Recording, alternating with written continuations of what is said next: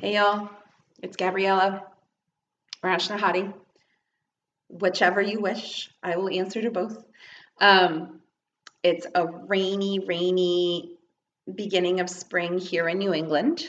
It is Beltane, it is the new moon, and it is a special day. It is also a day I've chosen to wrap my head. And I want to talk about the politics of head wrapping, and especially within this political climate. So, generally speaking, I'm a very friendly person. Anytime I'm out, I talk to people, I engage with them, I make friends with the clerk. It's just who I am. I genuinely love people and genuinely love engaging with them. So when I have my head wrapped, though, people keep their distance from me. They are much more formal with me, even other women. They are more likely to say ma'am or miss. They are less likely to be friendly with me. And, living in New England, it's both traditionally very, Anglo-Saxon European, and also a place where a lot of different immigrants have come into the country from, and there's a lot of diversity here. And it's very funny to me that in a place where there is so much diversity and so many people from so many places in the world, that I am still looked at so oddly when I simply have a scarf on my head. I have a sweater on, my shoulders are bare, I'm wearing skinny jeans because they're comfortable, and yet I was treated like, people just didn't know what to do with me. And the thing is that not everybody that covers their head is an extremist of any kind, right? There are many traditions that use head coverings, not just people who are Muslim. There are observant Jews who cover their head. Zoroastrians at times will cover their head. Those of us who practice earth-based traditions also cover our heads during, special times or times where we feel that it's needed. And in Kundalini Yoga, which is the yoga that I enjoy teaching and practicing most, we cover our heads because it's part of the spiritual practice.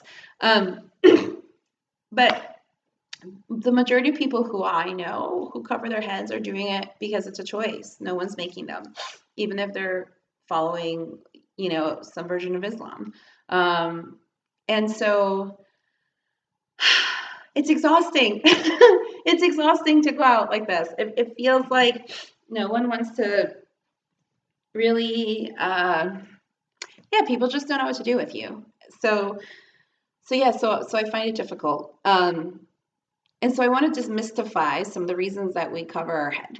I want to look at, even in this country, in, a generation or two ago, not even in our parents' generation and our grandparents, right? So that would be 2 generations ago, but like it wasn't that long ago. Women, you still see some of the grandmothers covering their head when it's rainy out. It's rainy today. I partially am covering my head because it's rainy today. And also when it's very sunny out, we want to wear big brimmed hats, or we will wear a scarf like this. How many movies have we seen where these glamorous women with their sunglasses and their head scarves because they're in a convertible, right? So when it's windy, we want to cover our heads.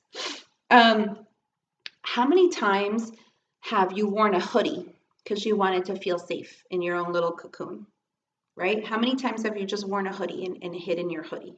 And sometimes, like, I've seen kids pull it really tight and hide, which I never understood, but they feel comfortable like that, right? How many times have you put on a baseball cap on real tight so it's pressing here and that bottom part of your head where your spine meets your skull? How many times have you done that when you feel like you have to study for a test? It's like right here. Those are the 2 spots, right? You're studying for a test, or you're stressed out, or you're covering your head from the rain or the sun, and it just feels good, right? It's comfortable. Guess what? Wearing this scarf is the same thing. when I wrap my head in the Kundalini yoga fashion or the Punjabi fashion, it's putting pressure in that lower part of my skull and right here in between my third eye and my crown, right? My third eye chakra and my crown chakra. So there's this like the same energetic spot, that tension.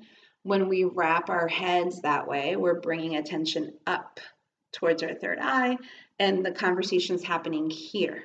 And so it's a really beautiful thing to have people's attention come up to here and be put fully in the presence of each other and really focusing on where the communication is happening.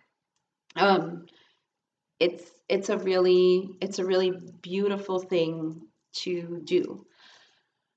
When I wrap my head this way, it's because I feel comfortable.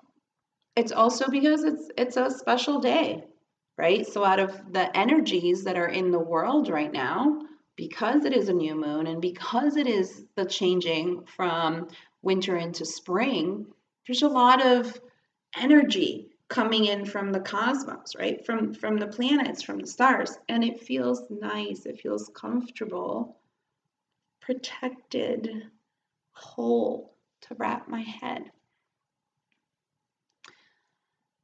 I come from a place where people in different regions of the country that I'm from wrap their heads in different ways. They cover their heads in different ways, the women. And they do it for similar reasons. And, you know, it's not fair that the media has created so much fear around what people choose to put on their heads. It's not fair that there are countries that are banning head coverings. So it makes me feel comfortable to have my head covered. And I honestly, like, I feel beautiful. I feel like a queen. I feel like I have my crown. I don't have any makeup on. Any mascara I had on is probably gone at this point. And I feel so comfortable and so feminine and I just feel lovely. And I wish I could keep carrying that feeling out when I'm out in public. But the way people react to me because of the media fear mongering makes me feel uncomfortable. And I want us to consider what that's like and why we do it. I just want you to think about it. I'm not different than anyone else. You know, I'm just a chick, right? I don't even like that word. Just a lady, right? With hair that didn't want to get it wet today and energetically felt like, yeah, this just feels better today. It feels cozier. It feels more comfortable. I should be able to enjoy that without being treated like I'm going to have a bomb in here somewhere. It's not fair. So anyway, I leave you with that, I suppose. Treating people with respect and kindness, regardless of what they look like, whether they are, you know, a homeless person that is hungry, or a janitor, or somebody who is an executive, or, you know, somebody who works for a corporation that's just doing their job and, you know, maybe it's not the favorite kind of interaction that we have with them because of that. But we choose how we treat others and we choose how we react to others. Like, we can't choose what other people are doing or how they're embodying themselves, but we can choose how we interact with each other and how we react to others. So I would hope that you consider my words and that you consider how you are reacting to women who have their head covers for whatever reason that they're choosing to cover their head. Whether they're doing it because they think it's beautiful, whether they're doing it to protect their hair, due from the elements, or they're doing it because it's a spiritual practice. Whatever it is that they're doing, it's none of our business. It's their body. But what is our business is how we treat each other. And so, while you might think that being standoffish and whatnot is not necessarily being rude. You're right. It's not necessarily being rude. No one was disrespectful to me. I'm really grateful no one threw anything at me. I'm grateful no one attacked me. I thought about that before I left my car. Truthfully, I was afraid.